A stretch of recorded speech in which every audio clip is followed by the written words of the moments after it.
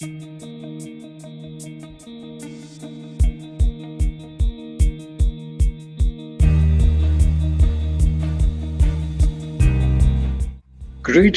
in the name of the Lord Jesus Christ. It isn't long after entering into the activities of Council that one is made aware of the mammoth task facing Council as they, on our behalf, endeavour to bring the Congregational Federation into the modern time, while at the same time dealing with the depleting number of members and the problems we face with the closure of the churches, a dilemma many denominations face. Since the assembly in Dundee, Council has met many times during this period. Coping with the restraints of COVID-19, we have held Zoom meetings resulting in less hours per session, which does restrict discussion and thus takes value away from the meetings. We, in effect, lose the "let's sleep on it" coming the next morning with a fresh approach. Each council member comes searching for the common ground for the good of the Congregational Federation member churches and the spreading of the gospel. There are a multitude of issues to work through, each given the same prayerful consideration, time, and effort. Everyone listening and considering each member's contribution. This task is a great responsibility for your elected trustees, which I can report they undertake with all sincerity. I'm not going to give you facts and figures to explain the problem, but rather to tell you the story. There was once a man who bought a cruise liner for a round-the-world trip. The ship was named Congregational Federation. After a fortnight, the owner contacted the captain, keen to learn how things were progressing.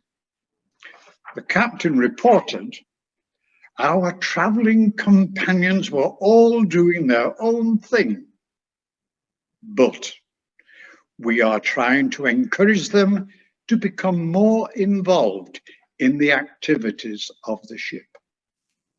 This morning I am meeting with all the officers. I will report to you after the meeting." First, the entertainments officer reported. Everyone was enjoying the entertainments, but if we were to employ the winners of Strictly Come Dancing, we could improve the entertainment even more. The second officer in charge of catering reported that the travelling companions were enjoying the quality that we provide.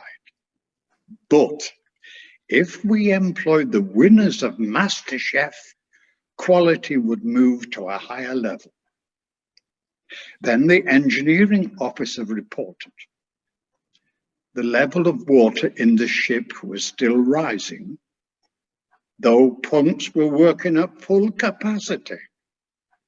If at the next port of call we took on more pumps, we could reduce the level and repair the leaks. The captain then contacted the owner with the above recommendations. What would be his first suggestion in respect of moving forward for the good of the ship and all aboard? The Congregational Federation is like this cruise liner. The present structure was formulated in 1972, a vastly different world than 2021. As a charity, we are bound by the Charity Commission, who clearly inform us of the legal requirement certain decisions can only be made by the trustees, council. Council also understands their obligation to the churches and our heritage. The council are dedicated people whom you elected. I have found they strive faithfully to seek clarity and the way forward. They will need our prayerful support in the years that lie ahead. This is the first assembly that's met since Dundee, when you were asked to nominate representatives to review the work of council. I have been approached by the General Secretary, who is writing to all the churches for nominations for this post. This will once more be for the coming 12 months.